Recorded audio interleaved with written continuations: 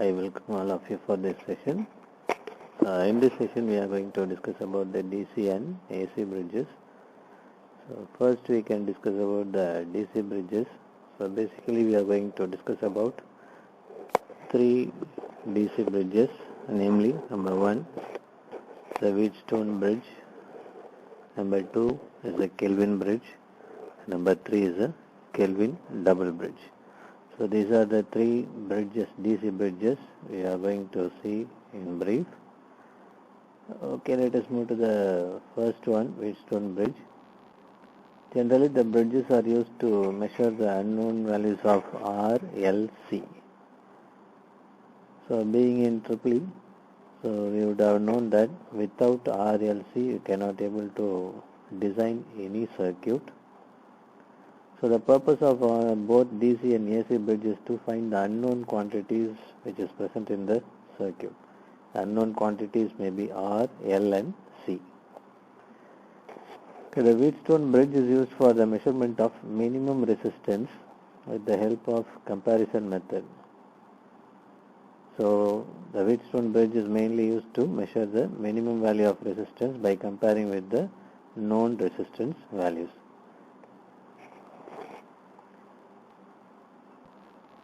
The diagram you are watching on the screen is the Wheatstone bridge circuit. So all the bridges has 4 arms. But Wheatstone bridge also has 4 arms. So it has 4 resistors. Each arm contains a resistor, namely P, Q, R and S. The 4th arm is the variable resistor, and there will be a detector to detect the amount of current flowing in the arms, and E is the supply voltage, so it may be a battery. Since it is a DC, we may use a battery here. The detector is used to find the null deflection, which is known as the balance condition of bridge. The balance condition means the current I1 and I3 are same. That is the potential difference across B and D is 0, hence the current through that is also 0. It means null deflection. So these are the basic concepts for all the bridges for both AC and DC bridge. So we can go for the derivation of Wheatstone bridge, how to find the unknown values. So under the balance condition, no current flows through the coil or potential difference across the galvanometer is 0. This condition occurs when potential difference across A to B and A to D are equal. And that is A to B I1 is equal to I3. That is the potential difference across AB is equal to potential difference across AD.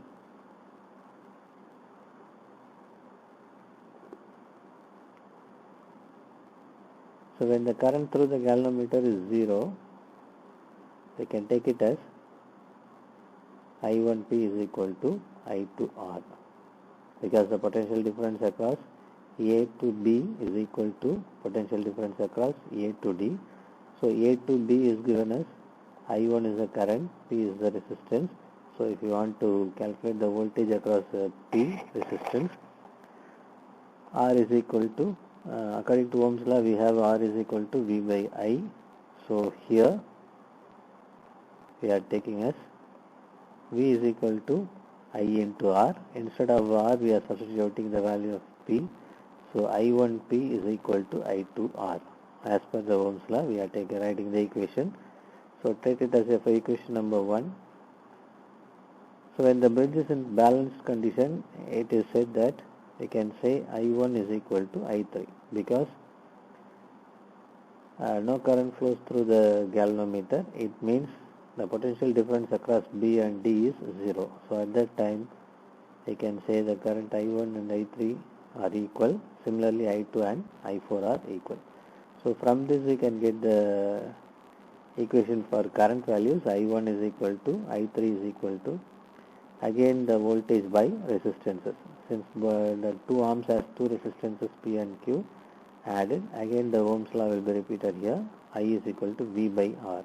where E is the voltage. Here we are taking E as the input voltage, and P plus Q, the two resistances, arm 1 and arm number 3.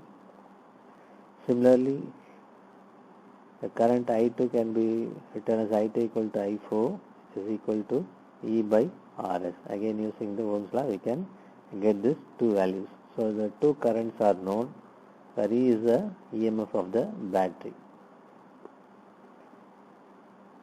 So almost we have three equations.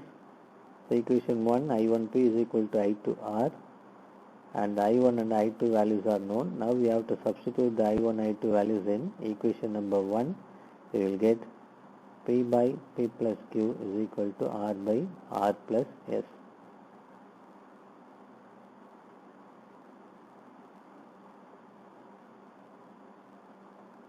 So actually this must come at the top. So we will be having, if you substitute the values in the equation, that is the values of I1 and I2 in equation number 1, we will get P by P plus Q is equal to RE by R plus S. Since we have both the sides, the E is present, we can cancel it. So finally we have P by P plus Q is equal to R by R plus S. If we cross multiply the equations, we get P into R plus S is equal to R into P plus Q. So multiply and bring out the common terms. Finally we will have PS is equal to RQ. So at last we can find the unknown resistance value. R is equal to P by Q into S. So actually this is the equation to find the minimum value of resistance using Wheatstone bridge. So by this way we can able to find the unknown resistance value by using the Wheatstone bridge. So this is compared with the known resistances, and finally we are finding the unknown resistance value.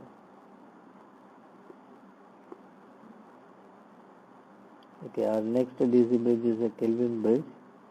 To measure the unknown resistance having value less than 1 ohms. In Wheatstone bridge we can able to calculate from more than 1 ohms to up to kilo ohms can be measured using this Wheatstone bridge, but below 1 ohms, that is the minimum the resistance value below 1 ohm cannot be measured, so some error occurs. So to avoid it, we are going for a better design which is known as Kelvin bridge. So it is a modified form of Wheatstone bridge.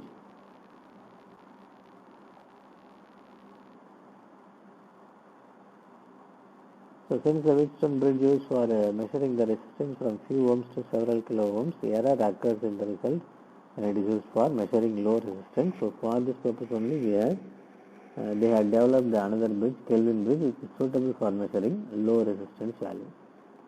The diagram which is shown here is the actual circuit used for Kelvin's bridge. So you can see the same arms P, Q, R, S is there here. So while moving the lead, the resistance may increase depending upon the where a galvanometer lead should be placed. We don't know that. So to find it, we are going for another method in Kelvin bridge. So you can able to see the 2 points M and N. So if you place the galvanometer lead nearer to N, the resistance R will become high, or if you place a galvanometer connection at point M, the resistance R will become low. So by this way the resistance is affecting the actual value. So if you find the intermediate point between M and N, the total resistance can be reduced. So this is the idea behind Kelvin bridge. So we can see how it is working. So between M and N we are separating R1 and R2 resistance. So if it is between N and D, we have take it as R2. If it is between M and D, the point is between M and D, we are taking it as R1. And the ratio R1 by R2 is equal to P by Q is maintained here. Ratio of P by Q is equal to R1 by R2 is maintained. So I treat it as equation 1. The presence of this small R1 causes no error in measurement of unknown resistance.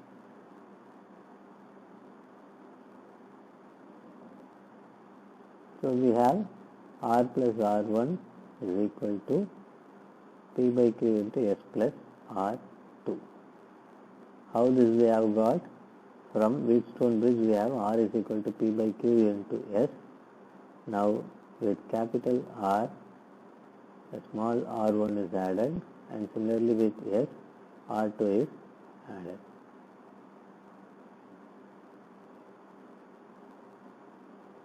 So by getting this only we have got the equation R plus R1 is equal to P by Q into S plus R2. Again, if you substitute this, if you go for equation 1, we get R1 by R1 plus R2 is equal to P by P plus Q. So finally we have R1 is equal to P by P plus Q into R. So we can take small R1 plus R2 is equal to R and substitute it here. We get R2 is equal to Q by P plus Q into R.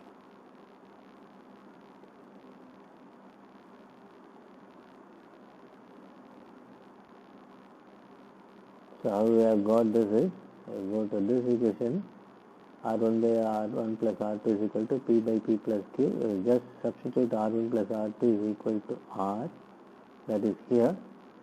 At the top, if we substitute R1 plus R2 is equal to R, we will get R1 by R is equal to P by P plus Q. Similarly, R2 is equal to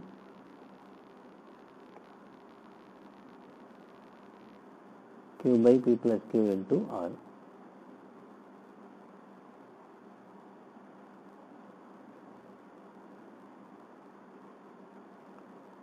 So finally substituting the values of R1 and R2 in equation number 1.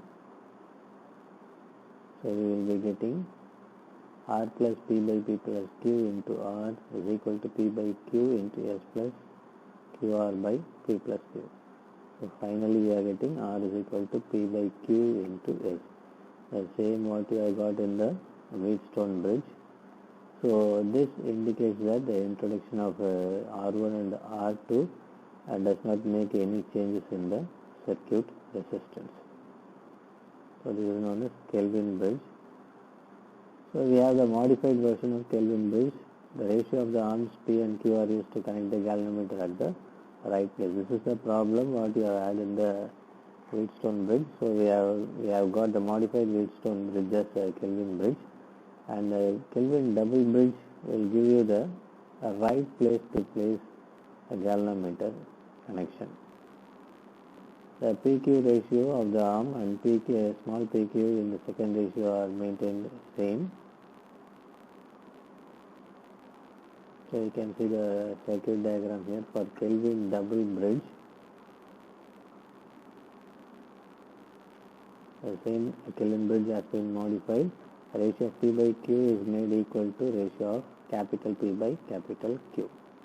So under balance condition, zero current flows through the galvanometer. The potential difference between point A and B is equivalent to point A and B is equivalent to voltage drop across EAMD. EAMD equal. So with this assumption, we can find the derivation of Kelvin double bridge. So EAB is equal to P by P plus Q into EAC. EAB is equal to P by P plus Q into EAC. We can write this EAC we have I into R plus S plus P plus Q into R by P plus Q plus R. How we have got this is that P and Q are in series and the resultant is in parallel with R and S. Capital R and S are in series. Small r is parallel with P and Q. So P and Q are in series. So we can write capital R is in series, capital S resistance in series. So P and Q are in series, small p and q are in series, and these two are in parallel with small r. So finally we are getting the equation number 1. Similarly, EAMD is equal to I into R plus P by Q into P by P plus Q into P plus Q into R by P plus Q plus R. In the same way, we can find EAC is equal to I into PR by P plus Q plus R. So under a zero galvanometer deflection, that is under balance condition, EAC is equal to EMD. We substitute the values, finally we will get R equal to P by Q into S plus PR by P plus Q plus R into P by Q minus small p by small q. So since the P by Q and the ratios of capital P by Q and small p by q are same, we can cancel it, so it becomes 0. Again we are having R is equal to P by Q into S. So this is the final equation which we have obtained in Wheatstone bridge as well as Kelvin bridge. So in Kelvin double bridge we can be able to attain the right place for galvanometer connection.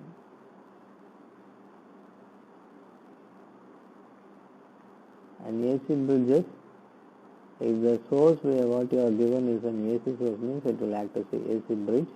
So in DC bridge we have considered 4 arms, resistance has been considered. In AC bridge we are going to use the impedances. So impedance Z is equal to R plus JX. So it is the addition of resistance and reactances. So this is the general form of AC bridge what you are seeing on the screen. It has also 4 arms, Z1, Z2, Z3 and Z4, and it also has a detector to detect the current flowing in the circuit. Again, as what we have saw in the DC bridge, in AC bridge also, under balance condition, the detector shows 0 deflection. So when there is no deflection in the detector, the bridge is said to be in balanced condition. So under balanced condition, Z1, I1 is equal to I3. Similarly, I2 is equal to I4. Here E1 is the EMF across Z1 and E2 is the voltage across Z2, E3 is the voltage across Z3 and E4 is the voltage across Z4, that is the 4th arm, and E is the supply source, EMF of the supply source. So we can see the derivation for balance from the balance equation. When the bridge is in a balanced condition, the voltage drop from A to B will get equal to voltage drop from A to D in both magnitude and phase. So we can write that is A to B is equal to A to D. So E1 is equal to E2. The voltage drop across A to B is E1 and A to D is E2. Under balance conditions, both the voltages will be same. So we can write it as E1 is equal to E2. So by Ohm's law, we have V is equal to IR. In AC circuit it is IZ. So E is the voltage here. So E1 is equal to I1 Z1 and E2 is equal to I2 Z2. So while calculating the current at balance condition, I1 is equal to I3, which can be written as V by Z. So E by Z1 plus Z3. Similarly, I2 is equal to I4, which we can write it as E by Z2 plus Z4. So by substituting the values of these I1 and I2 in the above equation, that is in this equation I1 Z1 is equal to I2 Z2, we can get the new equations by substituting the values I1 and I2, that is E by Z1 plus Z3 into Z1 is equal to E by Z2 plus Z4 into Z2.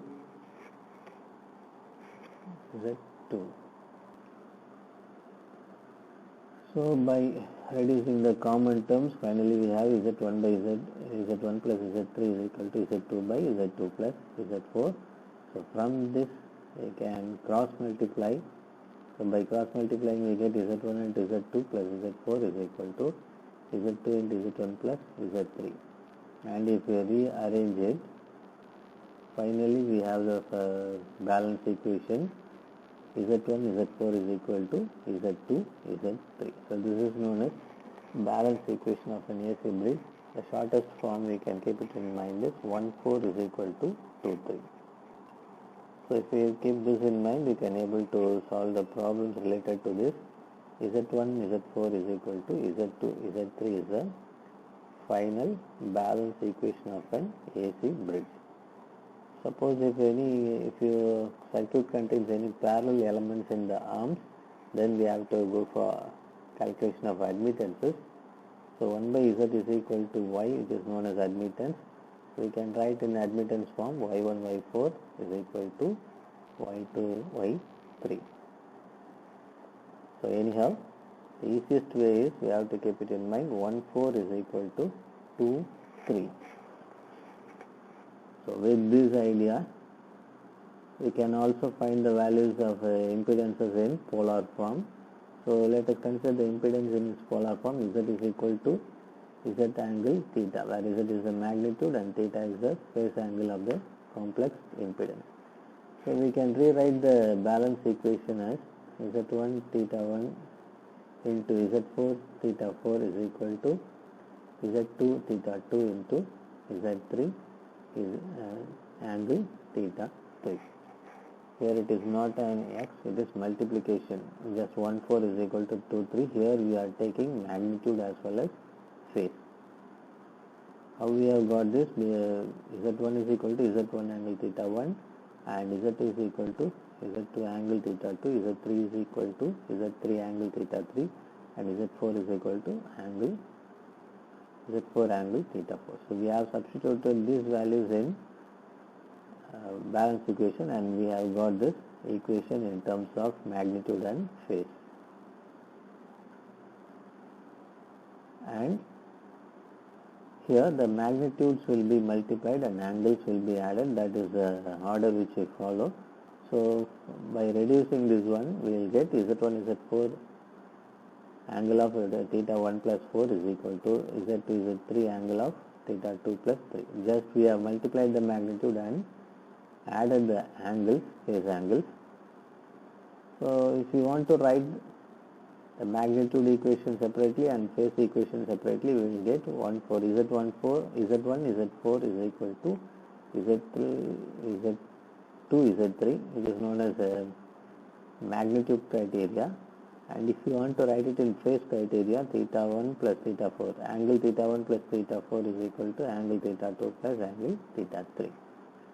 So these are the basic equations which we have to follow while solving the AC bridge calculations.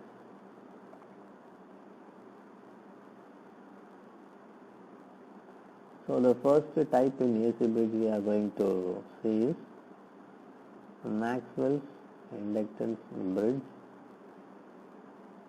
So this type of bridges is used to find the unknown resistance by comparing with the known value of standard self-inductance. The Maxwell's inductance bridge is used to determine the unknown resistance by comparing it with the inductance. So we can see the circuit diagram which is used for Maxwell's inductance bridge. The circuit what you are seeing on the screen is the Maxwell's inductance bridge. So the arm 1 consists of a fixed resistance R1 and inductance L1, and arm 2 consists of variable resistance R2 and then variable inductance L2 with fixed internal resistance R2, and arm 3 consists of resistance R3 and arm 4 consists of resistance R4. So it has a detector D connected between the points B and D, and an AC source is given whose EMF is termed as E. So what we have saw in the general bridge, the same elements has been used here. same parameters. The voltage across arm 1 is E1, voltage across arm 2 is E2, and voltage across arm 3 is E3, and voltage across arm 4 is E4. So let us go for the derivation. So already we have derived an AC bridge. In AC bridge, and under balanced condition 1 4 is equal to 2 3, that is Z1 Z4 is equal to Z2 Z3. That's what we have derived in AC bridge expressions. So with this we can find the unknown value of resistance here. So we have Z1 Z4 is equal to Z2 Z3. Again go back to the diagram. In arm 1 we have R1 and L1. So we can write it as Z1 is equal to R1 plus J omega L1. And Z4 we have R4, so we can write it as R4. So finally we have Z1 Z4 is equal to R1 plus J omega L1 into R4. So this is how we have got. We are having the term R1 plus J omega L1 into R4. This we have got it from Z1 into Z4. So if you want to make clear, go to the diagram and see Z1 is equal to in arm number 1 R1 is present and L1 is present. So R1 plus J omega L1. In arm number 4 resistance alone is present, so we can write it as R4. If you multiply these two, you will get this equation, R1 plus J omega L1 into R4. Similarly, at the right side we have Z2 into Z3. So we can see what is present in Z2 and Z3. In Z2 we have R and L2. So we can write it as R2 plus J omega L2. But this inductance itself is having a fixed resistance. So we have to add that resistance also. So finally we can write it as, you can see the screen, the shaded part, R2 plus small r2. So two resistances are present in the arm. So take added R2 plus R2 plus J omega L2, where L stands for inductance. So R2 plus small r2 plus J omega L2 into R3. R3 comes from arm number 3. So in arm number 3 only one resistance is present. So finally we have R2 plus R2 plus J omega L2 into R3. So this is the balance equation terms if you substitute from the diagram. So rearrange the terms, multiply and rearrange the terms with real part and imaginary part. So if we multiply inside, we will get R1 into R4 plus R4 J omega L1. Similarly, right side R2 plus R2 into R3 plus R3 into J omega L2. So from here, you have to separate imaginary part and real part. If we separate the imaginary part, we will get L1 R4 is equal to L2 R3. So L1 is the unknown inductance value. So we can get it L1 equal to R3 by R4 into L2. Similarly, by equating real part from this equation, equate the real part alone from this equation, you will get R1 R4 is equal to R2 plus R2 into R3. So from this we can able to find the unknown resistance R1, which is given by R3 by R4 into R2 plus small r2. So this is the way we can able to find the resistance value from Maxwell's inductance bridge. That is, we are going to find the unknown resistance by comparing it with the known value of standard self-inductance, that is with L.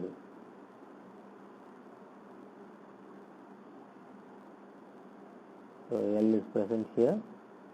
We are going to compare it with standard inductance.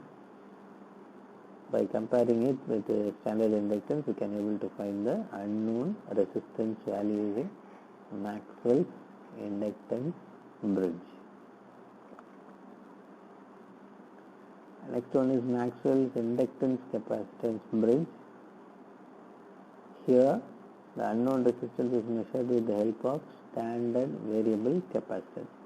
In inductance bridge, we had compared the unknown resistance with standard self-inductance. So in Maxwell's inductance capacitance bridge, we are measuring the unknown resistance with the help of standard variable capacitance. So this is a diagram which shows the Maxwell's inductance capacitance bridge. The arm 1 consists of a resistance R1 and inductance L1. The arm 2 consists of a resistance R2 and arm 3 consists of a single resistance R3. And you can watch the arm number 4, which has a variable capacitance C4 and variable resistance R4. So these are the elements present in 4 arms of the Maxwell's inductance capacitance bridge. And as usual, E1 is a voltage drop across arm 1, that is across AB, and E2 is a voltage across AD, that is arm 2, and E3 is the voltage across BC, arm 3, and finally E4 is the voltage across CD, that is arm 4, and capital E is the supply voltage EMF. So already we know the balance equation of AC bridge, which is given by Z1 Z4 is equal to Z2 Z3. So using that, we have to substitute the values of Z1 Z2 Z3 and Z4. So as per the balance equation, 1 4 is equal to 2 3. So in Z1, that is arm 1, we have R1 plus j omega L1. So you can see here R1 plus j omega L1, and in arm 4, C4 and R4 are parallel, so we can write it as R4 by 1 plus j omega C4. So you can see here, and at right hand side Z2 Z3. In arm 2 and arm 3 we have only resistances, so you can write it as R2 R3. So multiply everything and separate real and imaginary parts. By multiplying and separating real and imaginary parts, we can able to calculate the unknown resistance R1, which is given by R1 is equal to R2 R3 by R4, and inductance L1 is equal to R2 R3 C4. So we can able to find the quality factor of the circuit also, which is given by Q is equal to omega L1 by R1, which is equal to omega C4 R4. So by this way, you can able to find the unknown resistance value by comparing with capacitance, standard variable capacitance in the circuit.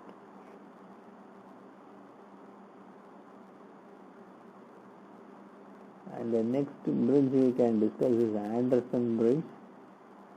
Here the unknown inductance is compared with standard fixed capacitance, which is connected between the arms of the bridge. So Anderson bridge is used to find the unknown inductance, which is compared with the standard fixed capacitance, which has been connected inside the bridge. So we can discuss this also.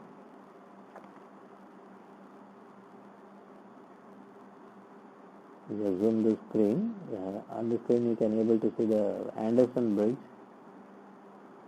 So you can see the differences in arm 1, L1, R1 is present, where R1 is the internal resistance of inductance, and arm 2 has only resistance, one resistance R2, and arm 3 it consists of small r and R4. Sorry, arm 3 consists of R3, and the capacitance is connected between point E and C. You can note here an extra point E has been arrived and the detector has been connected between point D and E. So between D and E an extra variable resistance is also connected, and at R4 is the only resistance connected. So you can able to feel the difference from the diagram itself. A capacitance, standard capacitance is connected between point E and C.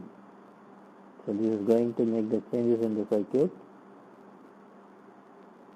So already we have discussed the balance condition, I1 is equal to I3.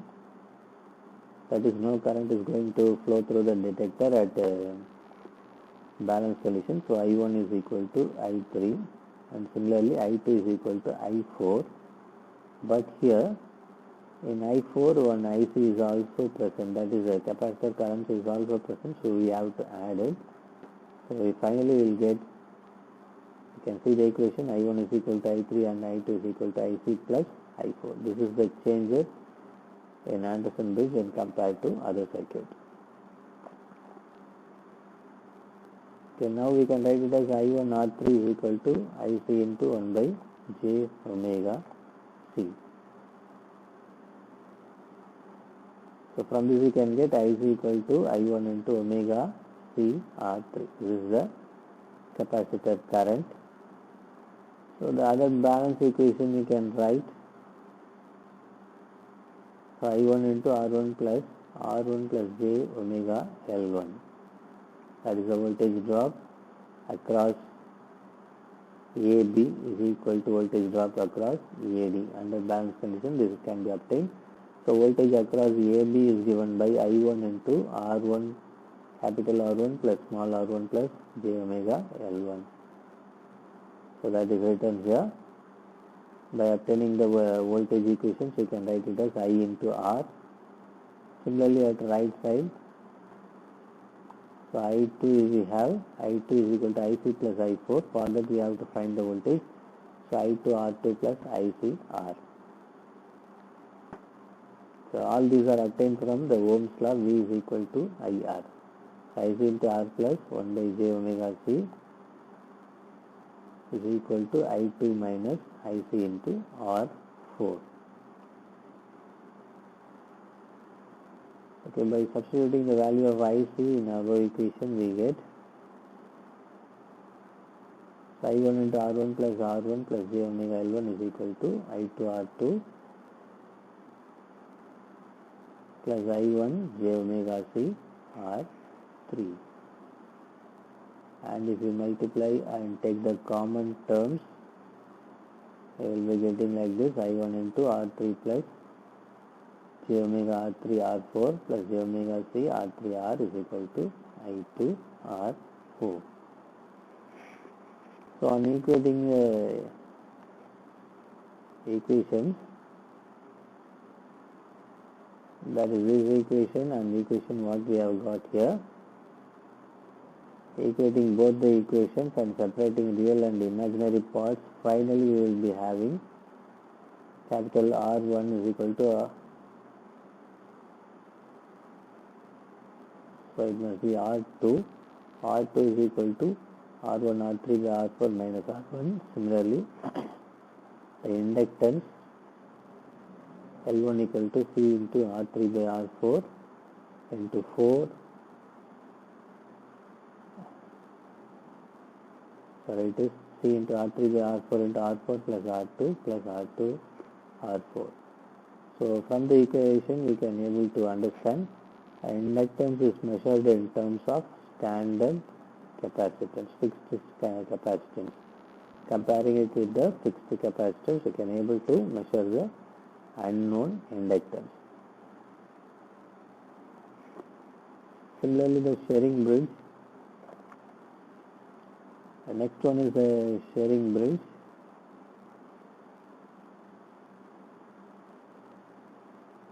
So the sharing bridge is used for measuring the capacitance of capacitor as well as dissipation factor, and to find the properties of an insulator, capacitor bushing, insulating oil strength and other insulating materials. For measuring these things, you can use a sharing bridge.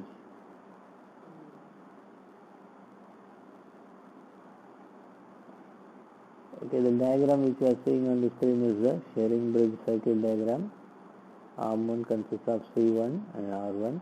Arm 2 consists of capacitance C2. Arm 3 consists of resistance R3. And note down the Arm 4. It has a variable capacitance and variable resistance. So variable resistance. So it is an example for a low voltage sharing bridge. So as usual, under balance condition, 1 4 is equal to 2 3. There is a well known one. So Z1 Z4 is equal to Z2 Z3. By substituting the values of impedances from each arms, we will be getting the following equations. So if you substitute the values of arm 1 and arm 4, you will get the left side term, and arm 2 and arm 3 values, you will get the right side term. So by substituting and cross multiplying, separate the real and imaginary part. Finally, we will be having R1 is equal to R3 C4 by C2, and C1 is equal to C2 into R4 by R3. So by this way, we are finding the unknown capacitance by comparing with the standard variable capacitance C2. So C2 is a fixed capacitance here. So these equations will help you to find the capacitance of the capacitor, dissipation factor, properties of an insulator, mainly used for insulating materials, and capacitor bushing. So in this we can end the session. Thank you for all.